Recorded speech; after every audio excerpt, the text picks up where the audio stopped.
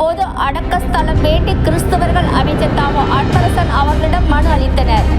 செங்கல்பட்டு மாவட்ட ஆட்சியர் கூட்டரங்கில் மாவட்ட ஆட்சியர் தலைமையில் நடைபெற்ற மக்கள் குறை தீர்க்கும் கூட்டத்தில் கோவிலம்பாக்கம் கிறிஸ்தவ நல சங்கம் சார்பாக பொது கல்லறை வேண்டி சிறு குறு நடுத்தர தொழில் நிறுவனங்களின் துறை அமைச்சர் தாமோ அன்பரசன் அவர்களிடம் மனு அளித்தனர்.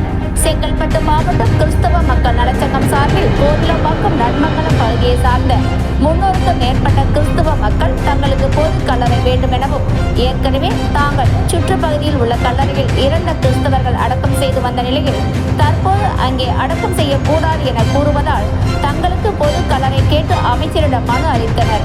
மனுவை பெற்றுக்கொண்ட அமைச்சர் உடனடியாக நடவடிக்கை எடுப்பதாக தெரிவித்துள்ளார். இதில் கோவிலம்பாக்கம் கிறிஸ்தவ நலச்சங்கம் சார்பில் 100க்கும் மேற்பட்டோர் உடனிருந்தனர். இச்செய்தியை தொகுத்து வழங்கியவர் செங்கல்பட்டு மாவட்டம் ANTV செய்தியாளர் திரு கபீர்.